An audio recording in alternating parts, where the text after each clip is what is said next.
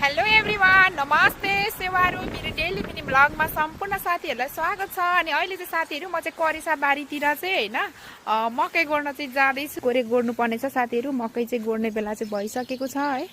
अनि यो मल पनि लगाएर चाहिँ गोड्नु पर्यो। कि मकै छर्दा चाहिँ साथीहरू हामीले चाहिँ मल लगाएको थियौँ न है, त्यतिखेर चाहिँ मल ल्याएको थिएन। अनि मैले चाहिँ त्यतिकै मकै चाहिँ हैन छरेँ। अनि आज चाहिँ स्टोरदेखि लिएको मल चाहिँ मैले छरिसकेँ। अब चाहिँ म गोड्दैछु। अब चाहिँ म है खन्नु सुरु गर्दैछु।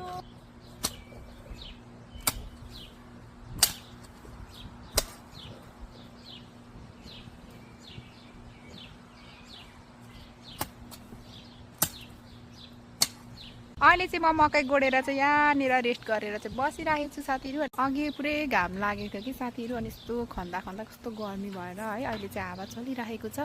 अब चाहिँ लगभग मकै गोडेर सक्नु लागि साथीहरू है। अनि यति धेरै चाहिँ गोडिसकेँ। अब बाँकी यतापट्टि चाहिँ थोरै रहेको छ है। मकै चाहिँ त्यति धेरै चाहिँ छैन हाम्रो यसपालि चाहिँ, थोरै करेसा बारीमा चाहिँ लगाएको होइन। अनि यतापट्टि लसुन बारीमा चाहिँ पातलो छ। यहाँ बाक्लो बाक्लो मकै चाहिँ लसुन निकालेपछि चाहिँ फेरि सार्नु पर्यो भन्दैछु। साथीहरू मकै चाहिँ गोडिसकेँ है। अब चाहिँ यो मलको बोरा चाहिँ फाल्नु चाहिँ यहाँनिर जाँदैछु। यहाँ चाहिँ मैले अस्ति नै फर्सी रोपेको थिएँ। फर्सीको बिरुवा चाहिँ यत्रो पलाइसकेको रहेछ। अब चाहिँ म यसलाई चाहिँ मल लगाइदिँदैछु। मल लगाएर चाहिँ पुरिदिनु पर्यो। अब चाहिँ हात खुट्टा धुनु लागेको। अनि यो फरुवा काँटाहरूलाई पनि धोएर चाहिँ भित्र राख्नु पर्यो। हात खुट्टा पनि धोइसकेँ है। अब चाहिँ यो जुत्ताहरू चाहिँ भित्र लगेर राख्दैछु।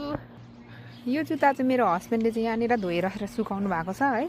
अब चाहिँ यहाँ पानी पर्नु लागेको छ साथीहरू। सबै उठाएर भित्र राख्नु पर्यो। बाहिरदेखि जुत्ता उठाएर चाहिँ यहाँ राखिसकेको छु।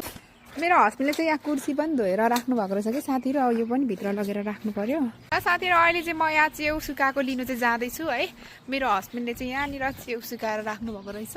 यो च्याउ चाहिँ यति मिठो हुन्छ कि साथीहरू। यसलाई पनि यहाँ भित्र लगेर राख्नु पर्यो। ल साथीहरू, आजको मेरो मिनी ब्लग चाहिँ यति नै हो। फेरि नेक्स्ट भिडियोमा भेट्दै गरौँला। Okay, by by.